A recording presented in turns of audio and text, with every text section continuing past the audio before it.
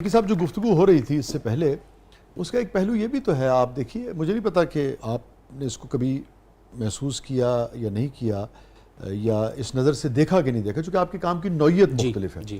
مگر پاکستانی جیسے ہی آپ ہم سب اترتے ہیں کسی پردیس میں, یہاں سے دبئی چلے جائیں, دور چلے جائیں, قریب چلے جائیں, جو ہمیں یعنی کہ ریسیو کرنے آئے ہوتے ہیں وہ بھی اور ہم بھی, اترتے ساتھی کہتے ہیں یار پاکستانی کھانا کتوں لگے گا, دیسی کھانا کتوں لگے گا. حالانکہ کوئی 2 گھنٹے پہلے اپنے گھر سے آیا ہوتا ہے, کوئی 10 گھنٹے پہلے آیا ہوتا ہے, مگر وہ ڈھونڈ رہا ہوتا ہے دیوانوں کی طرح, ہے نا. یہ بھی تو ایک پہلو. بالکل بالکل ایسا ہوتا ہے, کیونکہ پاکستانی کھانوں میں نا وہ آپ کو پتہ ہے کہ لذت اور ذائقے اس طرح کے ہیں, مسالہ جات کا جو ٹیسٹ ہے, اور وہ پھر ظاہر سی بات ہے کہ جب آپ ایک ٹیسٹی کھانا کھا کے جب جا رہے ہیں, اور آپ کو پتہ ہے کہ عرب ممالک میں بیشتر گوشت تو ہے لیکن وہ صرف نمک میں یا ہلکی سی کالی مرچ میں بنا ہوتا ہے, تو ذرا اسپائسیز ہم لوگ زیادہ کھاتے ہیں, ٹیسٹ والا کھانا زیادہ کھاتے ہیں, تو اس لیے تو ظاہر سی بات ہے جو پردیسی ہوتے ہیں ان کو اپنے ملک کی یاد آ رہی ہوتی ہے, تو وہ لیے بھی وہ ذرا پاکستانی کھانوں کو پریفر کرتے ہیں. تو یہ ایک ریزن ہے. تو یہ فرمائیے کہ اسٹریٹ فوڈ کی مہارت ہے نا آپ کی, کہ کہاں کہاں کس کس جگہ ہے.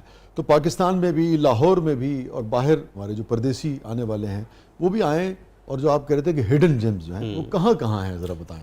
ریسنٹلی ابھی فیض باغ میں نے ایک کھانا کھایا ہے, اور وہ ہفتے کے 7 دن ڈیفرنٹ کھانے لگاتے ہیں. واہ واہ. ان کی میں نے مٹن پالک کھائی ہے, اور اس طرح کی پالک کمرشل پورے پاکستان میں نہیں کوئی بیچتا. وہ 3 دن تک پہلے اس پالک کو دھوتے ہیں, پروسیس کرتے ہیں, پھر وہ پکاتے ہیں, وہ جمعے کے جمعے پکاتے ہیں. اور ان کی میں نے ویڈیو بنائی تھی, اور وہاں پہ اتنا رش ماشاءاللہ, اتنا رسپانس گیا کہ ان کی شاپ اوپن ہونے سے پہلے وہاں پہ 70-80 لوگ کھڑے ہوتے تھے پالک کھانے کے لیے.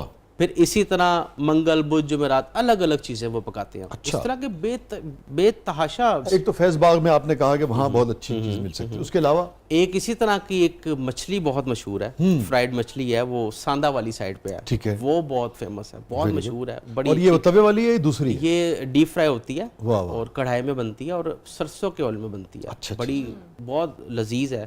یعنی کہ یہ میں اپنے ٹیسٹ برڈز کے مطابق بتا رہا ہوں, ہر کسی کا اپنا اپنا الگ ہوتا ہے. پتہ یہ جو یعنی کہ گھروں میں ایک زمانے میں مچھلی, کوئی بھی مچھلی بنتی ہی سرسوں کے تیل. جی بالکل. اور یہ بعد میں تیل وغیرہ جب آ بھی گئے تھے تب بھی سرسوں کے تیل. پھر ایک دم سے میں نے دیکھا میرے گھر میں ابھی بھی کھانا سرسوں کے آئل میں بنتا ہے, اور ہم بڑا اچھا سمجھتے ہیں اس چیز کو. صاف ستھرا اگر سرسوں کا آئل ہو تو آپ کے دوسرے آئل سے بہت بہتر ہے, بہت بہتر ذائقہ بھی رہتا ہے. ہم نے دیکھا کہ ہمارے جو بزرگ ہوتے تھے, نانیاں دادیاں, ان کے ہاتھ کی اگر سرسوں کے آئل میں آپ نے کریلے یا پالک کھایا ہو تو بڑا شاندار ٹیسٹ ہوتا تھا. اور ایک چیز اور بھی ہے وکی صاحب, آپ بھی اس پہ روشنی ڈالیں گے, لازمی بات ہے بزرگوں سے بھی لوگوں کو علم اور تجربہ مل رہا ہوتا ہے. پھر آپ خود اب اتنا چیزوں کو, زندگی کو قریب سے دیکھتے ہیں. ڈاکٹر صاحبہ اس پہ میڈیکل حوالے سے بات کریں گی.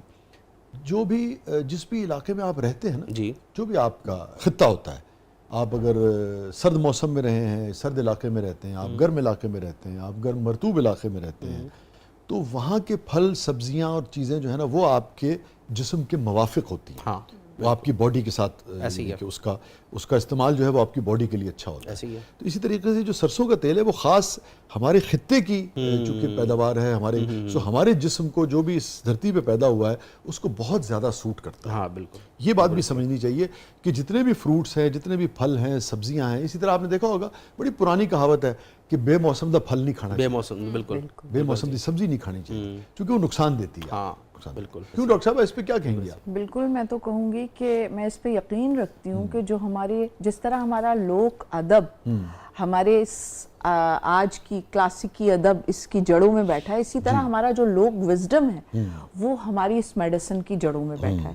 دیکھیے, اچھا جڑوں میں بیٹھا ہے کہ صحیح بتا دیں کون سا محاورہ استعمال کیا آپ نے؟ مطلب اس طرح کہ اس کے ذریعے یہ چیزیں ٹھیک ہے, دوسرا جڑوں میں بیٹھا تو نہیں. ٹھیک ہے, میں نے کہا آپ شاعرہ ہیں, یہ نہ ہو کہ لوگ کچھ اور لے لیں. اس کی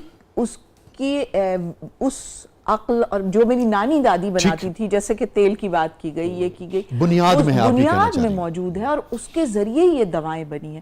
ہمیں پتہ نہیں ہے لیکن یہ سب جڑی بوٹیاں جو ہمارے ارد گرد موجود ہیں, یہ سارے پھل اس کے ذریعے علاج کیے جاتے تھے, اور اس میں کوئی غلطی نہیں ہے. ہم کسی بھی پرانی عمارت کو یکسر مسترد کر کے نئی عمارت بنانے لگتے ہیں, حالانکہ ایسا نہیں ہے. اس عمارت کا بھی اپنا حسن ہے, اور اس کے بنیادی جزء کے ذریعے ہم نئی دنیا بنا سکتے ہیں. اور میں یقین رکھتی ہوں اس پر. سب سے بڑی بات میں تو یہ سمجھتی ہوں کہ اصل میں یہ محبت ٹرانسفر کرنے کا عمل ہے جو کسی بھی ذریعے سے ہوتا ہے. ہمارے گھروں میں جو ہماری مائیں، ہمارے اپنے لوگ ہمیں کھانا بنا کے دیتے کرتے ہیں، اس کے ذریعے جو ہمیں کتنا بھی باہر کا کھائیں، ہم کہیں پہ جاتے ہیں سب سے پہلے ہم کہتے ہیں پرانا محاورہ میں کہتا ہوں چلے اس میں سے آپ خاتون کو نکال دیں کہ یہ مرد کے دل میں، مگر یہ تو کہہ سکتے ہیں نا کہ دل میں اترنے کا راستہ جو ہے وہ بالکل میدے کے یہ کہا ہے. ذریعے. لیکن میں اگر آپ یہ کہیں گے تو میں ایک نظم پھر سنانی ہاں پڑے تو گی. لیکن آپ یہ دیکھیں میں نے اس میں سے وہ نکال دیا کہ عورت بنا لی کہ آپ مجھے میں نے کہا کہ دل تک پہنچنے کا راستہ جو ہے وہ میدے کے ذریعے جاتا ہے. میں نے یہ نہیں بتایا کہ کھانا کون بنا رہا ہے. چلیے یہ آپ نے اچھا کیا، یہ آپ نے اچھا شکریہ، مجھے پتا تھا ورنہ آپ میرے خلاف بھی نظم لکھیں.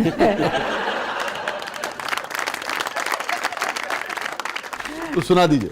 جی میں نظم سناتی ہوں، لیکن کہا آپ نے ہے کہ آپ کسی خاتون کے لیے نہیں کہہ رہے، لیکن میں کیوں میں کہہ رہا ہوں جو بھی کھانا بنا رہا ہے چاہے وہ مرد ہے یا عورت ہے، بالکل یہ مگر نظم وہ اس کے لیے ہاں وہ اپنے پیاروں کے ذریعے وہ دل، ہاں میدے کے ذریعے دل تک پہنچ سکتا ہے. بالکل پہنچ سکتا ہے. لیکن وہ جب ایک زیادہ، چاہے وہ مرد چاہے عورت، کوئی بھی زیادہ بناتا ہے تو وہ نظم لکھ سکتا ہے. آپ مجھے اس کی بھی اجازت دے دیں. یہ بات ٹھیک ہے، تو یہ نظم ہے میری بے پروں کی تتلی. ٹھیک ہے. مجھے صرف اتنا ایک کہ آپ کھانا بناتے بھی ہیں؟ میں نہیں اتنا زیادہ نہیں، لیکن پتہ ہے تھوڑا بہت. یہ ہے کھانا بنانے والوں کا المیہ.